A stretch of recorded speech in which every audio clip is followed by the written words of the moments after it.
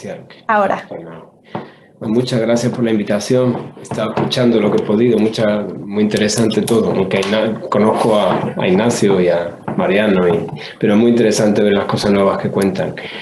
Os voy a contar una revisión sobre regadío, sequía y cambio climático, unas reflexiones y algunos datos frescos que quizás no conozcáis, algunos de los que... Un momentito, que me he ido demasiado deprisa. Comparto pantalla, compartir pantalla. Okay. Y ahora, lo pongo así. Bueno. Bien, pues...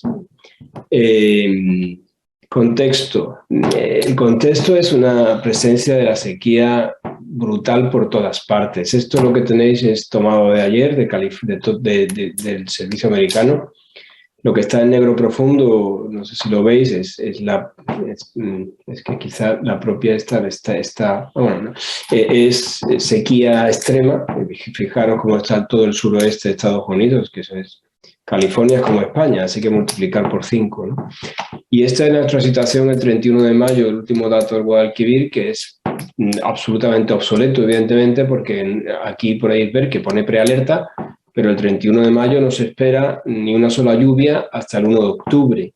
Lo único que se espera es que salga agua de esta demarcación, es decir, esto va a entrar en alerta en torno al 15 de septiembre, con lo cual, y en emergencia, pues ya tenemos algunas zonas, el norte de Córdoba, esto que está aquí en prealerta ya está en alerta, con problemas de abastecimiento, o sea que quizás tendríamos que pensar si los indicadores, más que mirar hacia atrás o en el momento instante, en el preciso instante de hoy, también deberían mirar a los próximos 3 meses. No es lo mismo este indicador el día 1 de octubre que el día 1 de mayo.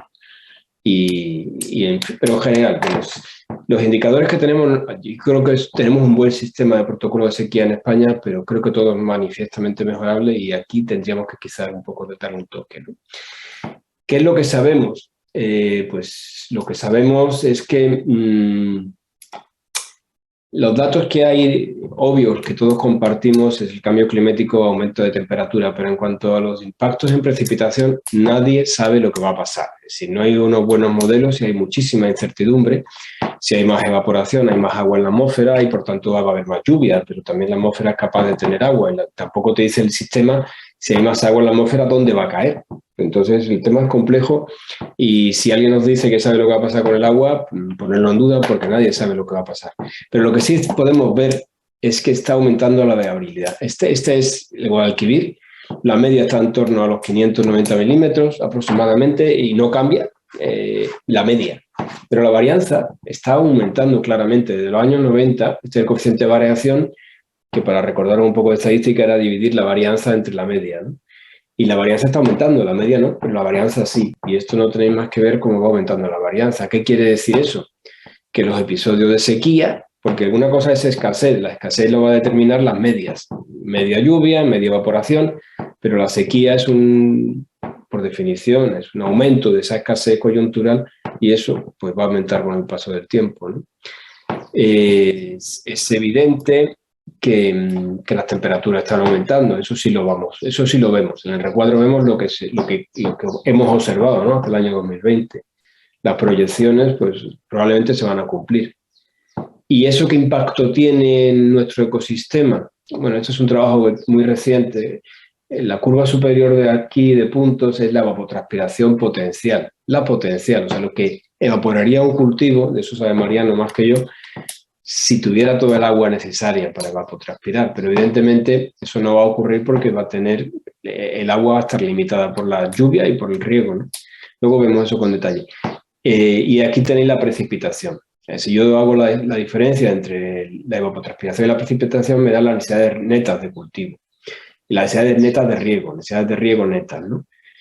Si lo miro a escala cuenca, fijaros lo que está pasando. Este aumento hacia arriba, que cada vez necesito más agua de riego, no menos, sino más agua de riego, luego uno entra en detalle y vemos que esta curva tan brutal, densidades netas a nivel parcela, a nivel desembalse, pues no es tan dura porque ha habido algo de modernización, pero sigue habiendo un aumento de las densidades brutas, no solo de las netas, sino las netas claramente aumentan. En parte, ¿por qué? Porque bueno, me pasa, ¿por qué? Pues, porque fijaros cómo va aumentando el porcentaje de leñosos. O sea, veis, en el año 89, que no está tan lejos, solo el 33% de los cultivos de Guadalquivir eran leñosos, el resto era herbáceo, ¿no? Entonces, eso lo veis a la izquierda de esta figura. En el eje de las CIES, veis cómo el 33 aproximadamente era la suma de olivar más otros frutales. Si os vais al año 2018, que es el último dato que tengo, es el 66. Así que hemos dado la vuelta a la tortilla. Hoy, 20 años después, o 30 años después, los leñosos son 2/3 del Guadalquivir cuando eran 1/3 hace 30 años, ¿no? Entonces, eso tiene una traducción en mayor valor de la producción agregada y un mayor valor de la producción de leñosos. Veis ahí los millones de euros que producen los leñosos en euros constantes frente a los herbáceos. O sea, cada vez la cuenca va a depender más de los leñosos. Este fenómeno también está ocurriendo en California y en otras partes de España, ¿no? De manera que no es nada raro. Y además de que los cultivos cada vez son más intensivos y requieren más necesidades de riego, sin tener en cuenta el aumento de superficie siquiera, simplemente por la propia intensificación, si a eso le añades aumento de superficie, pues ya verás. A eso le unimos el aumento de demandas no agrarias, ¿no? Aquí tenéis recortes de California, me divierte mucho California. California, la guerra del agua entre los peces y la agricultura, ¿no? La gran agricultura. Lo que pasa es que por medio también está la pequeña, que también se la llevan, ¿no? Y California cambia agua de las de las farms, de las granjas, a las ciudades y a los peces. Eso es un fenómeno que vamos viendo, ¿no? En nuestro país, el Ministerio propone un aumento de incremento gradual del caudal del Tajo. O sea, más agua para los peces, como en California, en todas partes cuecen habas, ¿no? Y sin embargo, vemos que como en el gráfico de la izquierda veis como prácticamente de los años 80 el uso de agua agrícola en California incluso baja, el uso de agua total pues está estabilizado y lo mismo pasa en España. En España desde el año, prácticamente los años 80, la curva superior es los hectómetros cúbicos extraídos del sistema, ¿no? Extraídos por la agricultura. Prácticamente podéis trazar una línea horizontal desde los años 80, al igual que le pasaba a California. Incluso desde el año 2004, que da el pico, desde ahí se ha reducido las extracciones de agua. Lo cual es una buena noticia a media, porque lo que pasa es que esto se debe en parte a la mejora de la eficiencia y si uno analiza cómo van los retornos de riego se van reduciendo también. Con lo cual, bueno, pues se reduce la extracción, pero se reducen los retornos. El consumo de agua, lo que evaporamos es lo mismo que evaporábamos antes o incluso más. Bueno, pues esa es un poco la situación. ¿Cuál es el impacto en una cuenca como el Guadalquivir? La curva de arriba son las necesidades brutas de riego. Simplemente ya no son en parcelas, sino a entrada de comunidades regantes, teniendo en cuenta las pérdidas. La línea inferior de puntos son las concesiones, los derechos de riego reconocidos por la Confederación. ¿Veis cómo van bajando? Si veis la tabla, pues el año 2000 eran 3.372 hectómetros cúbicos de derechos de riego y ahora son 3.202 en el último plan hidrológico. ¿Sí? ¿Por qué? Bueno, pues porque esa mejora de eficiencia la Confederación va apretando tuercas y va quedándose con parte de los ahorros, ¿no? Sin embargo, si uno ve no los derechos de riego, sino lo que tendríamos que tener para regar lo que hay plantado, pues te vas a 4.300 hectómetros cúbicos, y teniendo en cuenta la eficiencia del sistema. Perdón, esos son netos, brutos, total. Llego al final a un numerito muy importante, que hay el debajo de todos, que es RIS, que es el ratio de riego deficitario, digamos, RIS, Relative Irrigation Supply, ¿no? Y veis como una cuenca como el Guadalquivir, si uno compara la necesidad de riego con lo otro, veis que lo que he puesto de color sombreadito es el déficit, lo que no le estoy dando al cultivo. La cuenca del Guadalquivir no revienta porque el primer cultivo que hay regado es el olivar, que aguanta mucho, es muy duro, es muy rústico y es capaz de sobrevivir con un 30 o 40% de las dotaciones. Pero la situación es bastante crítica en el sentido de que aquí no hay margen de maniobra por una sequía. Aquí no hay margen de maniobra por una sequía. Hay margen de maniobra cuando estoy en torno al 100%, pues si hay una sequía, pues bueno, pues me bajo al 80, me bajo al 70, pero cuando ya estoy en el 56, en condiciones normales, y hay una sequía, ¿a quién le quito? Bueno, ¿qué es lo que hemos venido haciendo, ¿no? Luego, si queréis, vuelvo a esto. Las pérdidas de la sequía son brutales, ¿no? Me habéis pedido que hable de la sequía, Pues ahí veis, la última gran sequía, 12 millones de personas con restricciones, 1.500 millones de euros al año de pérdida, el impacto ambiental sin evaluar, el área de Barcelona pierde 1.600 millones de euros en su día. Menos mal que luego rubrica en Tabrasa del Ebro, desde Tarragona a Barcelona, aunque no le pueden llamar trasvase, le llaman tubería de interconexión. Pero las cosas son así, la clase política que tenemos le tiene más miedo a las palabras que a los hechos, ¿no? Aquí está una de las cosas que tenemos en España, esto se aplica más al secano que al riego, pero que funciona muy bien. Los sequía, el agroseguro en España es un modelo a nivel internacional. Entonces, es uno de los sistemas de adaptación a la sequía que tenemos. Pero esto sirve para la parte de secano. La parte de riego lo que hay que hacer es regar, ¿no? Quería un poco repasar lo que está pasando en España y ponerlo en comparación con el resto de nuestros países de nuestro entorno. Esta gráfica es interesante. Aquí veis cómo la línea que me ha tocado España es la línea de puntos. La superficie de secano, ese secano que la única herramienta que tiene es el agroseguro prácticamente, pues veis cómo desde el año 60 no deja de decrecer. El descenso acumulado de estos 5 países, Italia, España, que Italia incluso pierde más terreno, más tierra de cultivo que España, Italia, España, Grecia, estamos empatados con Grecia, Francia, fijaros que es un país mucho más rico, pues no tiene esa pérdida del secano, no pierde tanto. Incluso Holanda, yo no sé si es porque entran aquí las nuevas superficies de los polders, pero incluso Holanda aumenta la superficie de cultivo. La media ponderada de estos 5 países es que se está perdiendo la superficie de cultivo en estos países que suponen el 57% de la producción agraria europea, o sea que aquí es donde hay agricultura en Europa, porque los otros 22 países producen el siguiente 43%, o sea, aquí es donde está la agricultura europea. Se está perdiendo el secano a una media de un 0,4% anual, ¿no?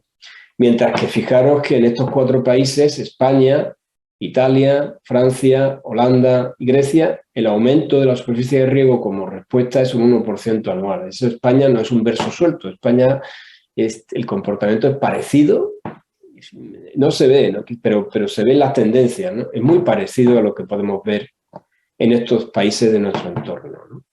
O sea, tenemos una dualidad aquí de pérdida de superficie de cultivo de secano, cada vez menos competitivo, menos productivo y más marginal, y la alternativa de estos países que estáis viendo, sobre todo los mediterráneos, Grecia, España, Italia, es intensificar, es regar. Es que no hay otra respuesta a la sequía, a la escasez, ¿no? Y ¿cómo no ha reventado el sistema? Porque aquí con un aumento acumulativo de un 1% anual, pues claro, la superficie de riego ha crecido pues un 1% anual acumulativo. En 20 años, pues un 20%. ¿Y por qué el sistema no revienta?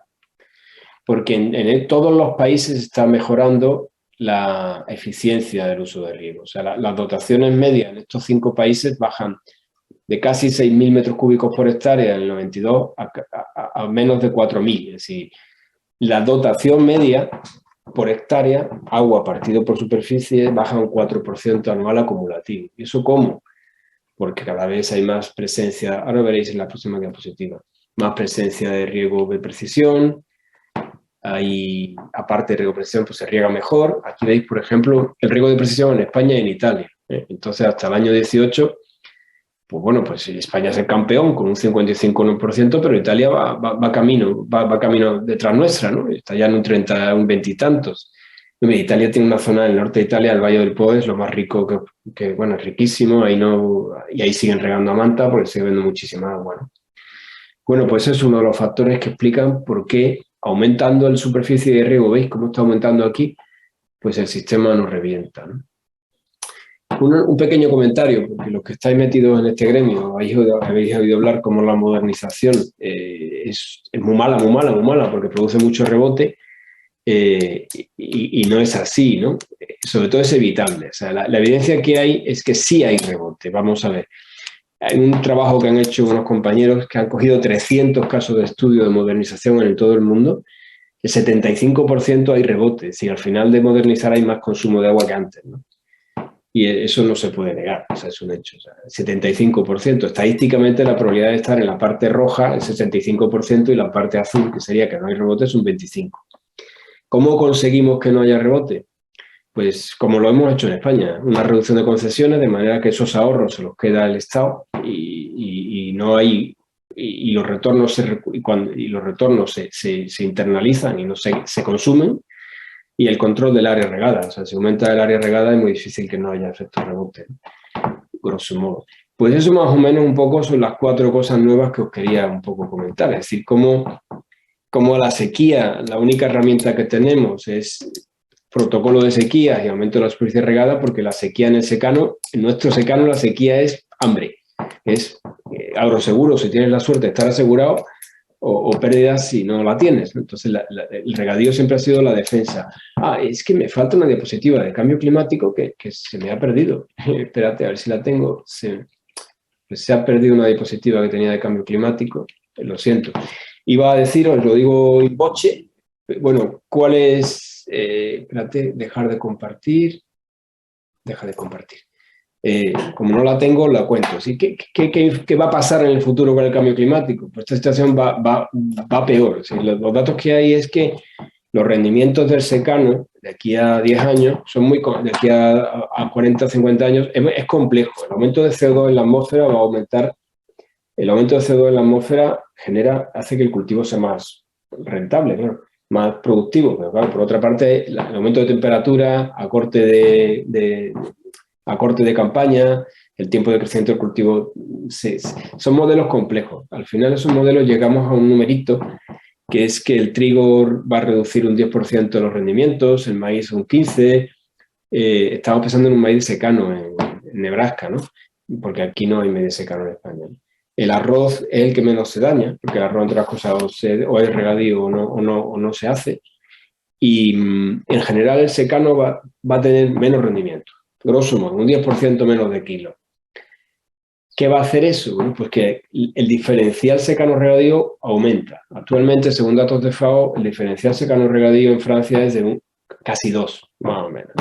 En España, datos de nuestro plan nacional de regadío, es el número que siempre hemos manejado por ahí de 1 a 6, ¿no? La productividad se multiplica por 6. Yo creo que incluso eso puede ser por debajo de la realidad, puede que se multiplique hasta por más. Además, realmente localmente, ya sabéis, como en Murcia o Almería, no se multiplica por 6, sino por 6.000. Pero bueno, a nivel país, en Francia se multiplica por 2, a nivel de país en España se multiplica por 6.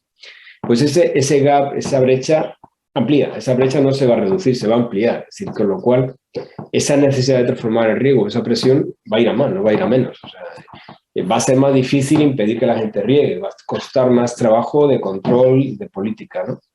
Y ahí supongo que las comunidades regantes son la clave, porque si todo esto se lo dejamos a la Guardia Civil, pues la Guardia Civil tiene sus limitaciones. Yo creo que los primeros interesados en que esto no vaya peor, pues son los propios regantes.